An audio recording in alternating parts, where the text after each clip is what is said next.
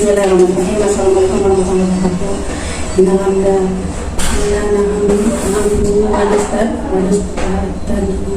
wa nastaghfiruh wa na'udzu billahi min syururi anfusina wa min sayyiati a'malina mayyadahillahu fala mudilla lahu wa man yudlil fala hadiya lahu. Asyhadu an la ilaha illallah wa'ahdu la syarika lahu wa asyhadu anna Muhammadan abduhu wa rasuluh. Allahumma shalli ala Muhammadin wa ala wa ashabihi ajmain. Innallaha wa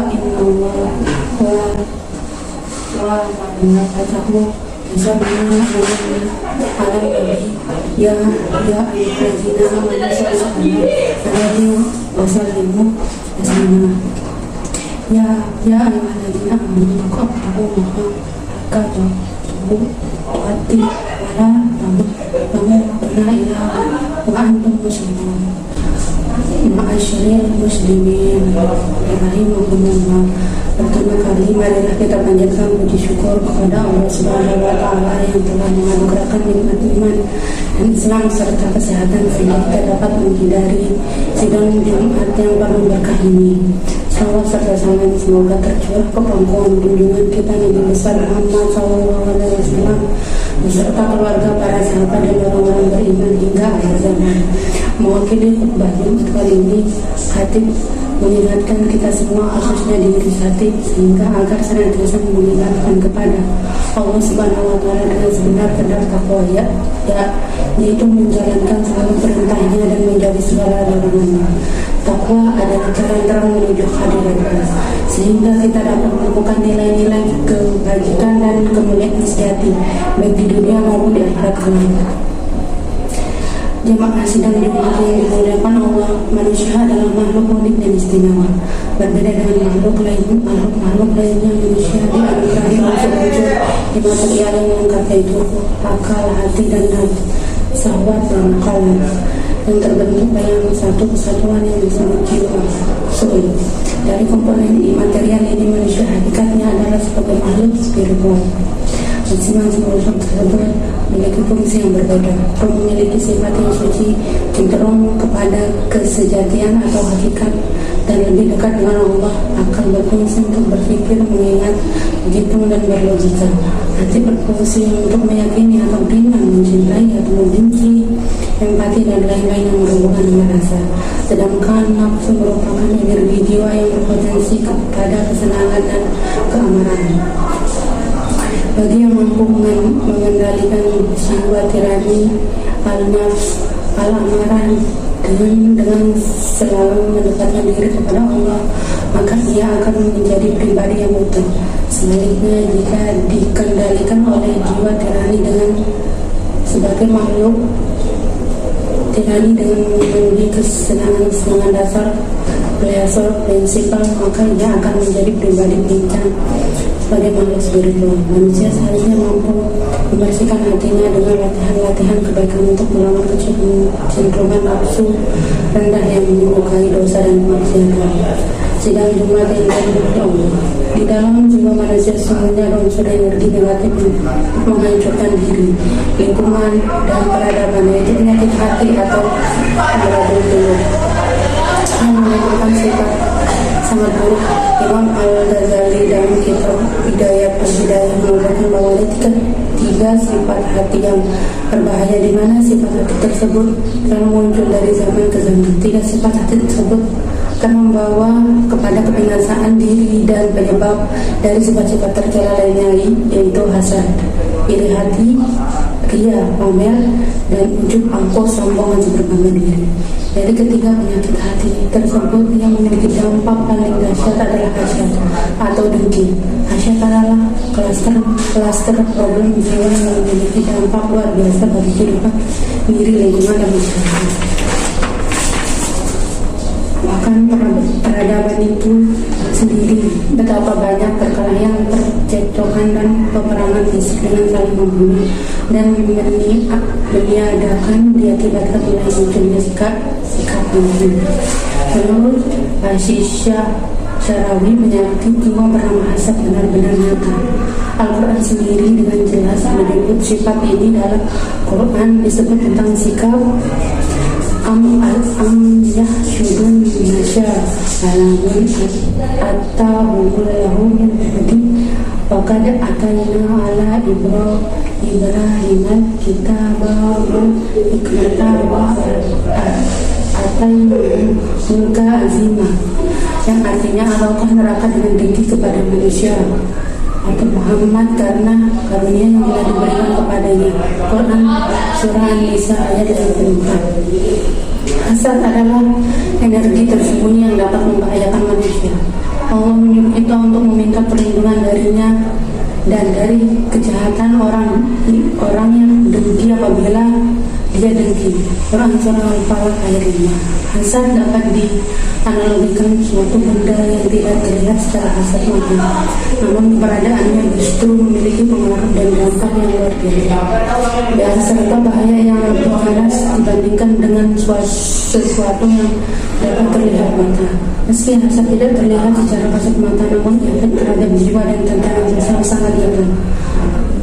Ma'asyri al-muslimin rahimakumullah.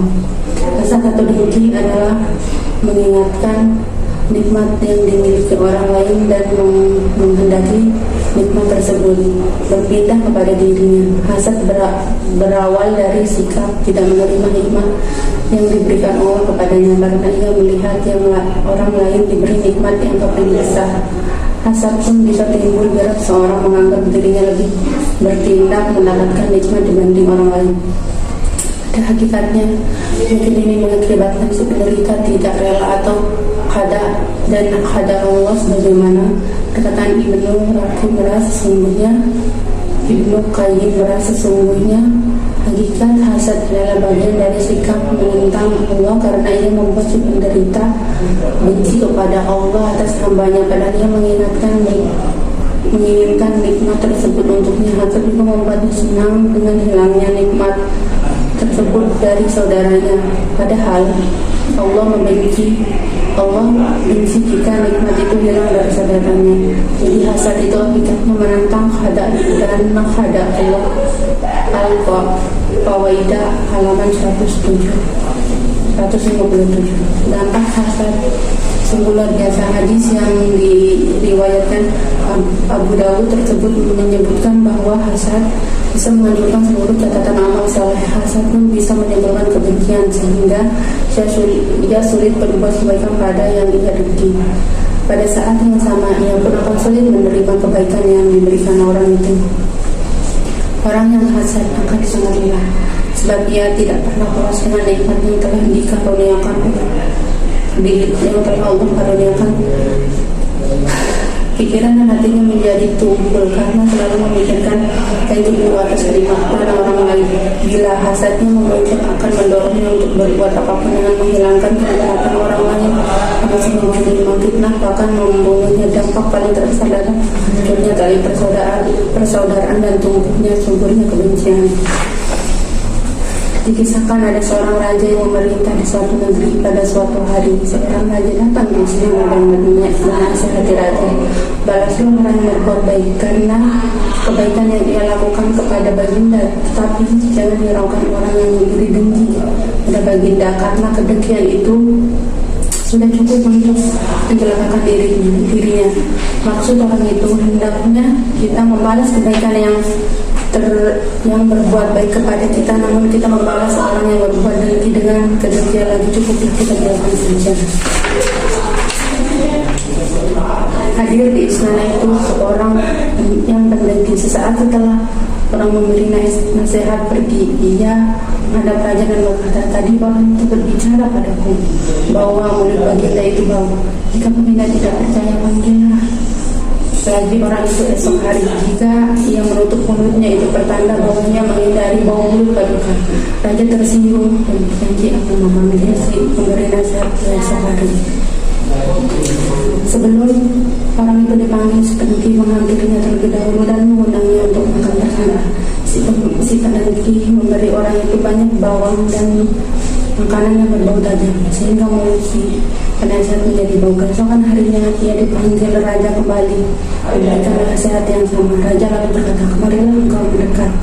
Orang yang telah memakan banyak bawang itu lalu mendekati raja dan menutupi mulutnya sendiri karena khawatir aroma mulutnya akan mengganggu sang raja. Melihat orang itu menutupi mulutnya, raja pun bersetelan bahwa orang ini sedang bermaksud untuk menghina dirinya.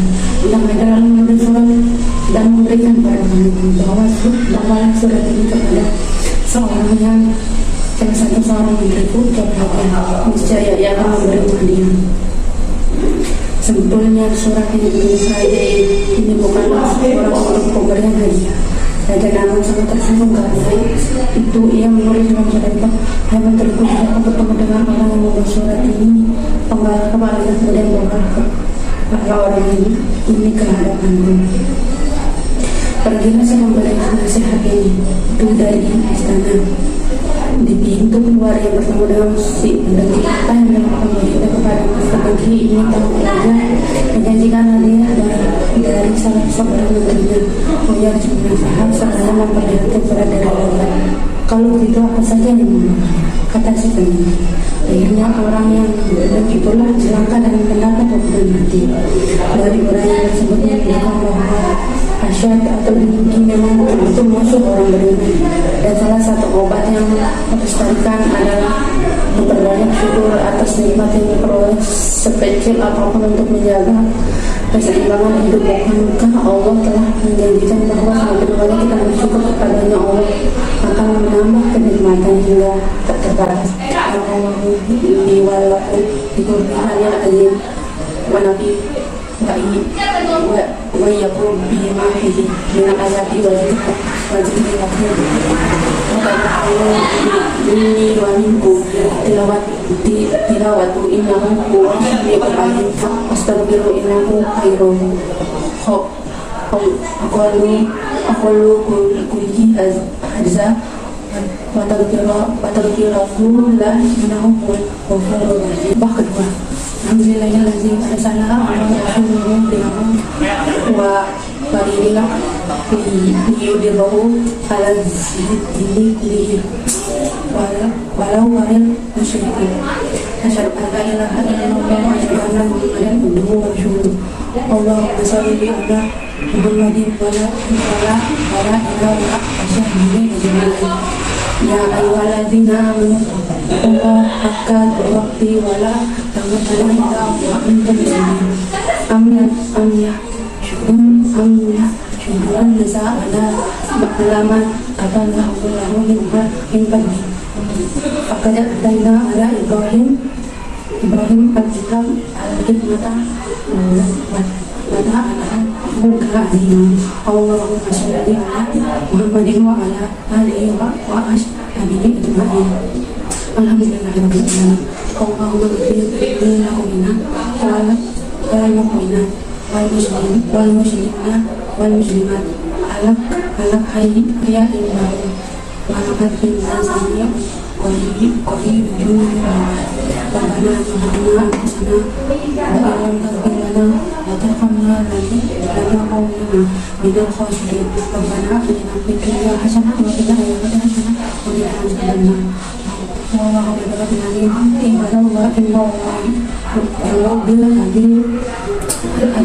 wa insani wa ittaibul qurba wa yahna mungka wal fakir ya ilaha la'allakum tadhakkarun. Fadallah lazim yadhkurun wasyukuruhu ala ni'mati yazikum wa la yuzlimun.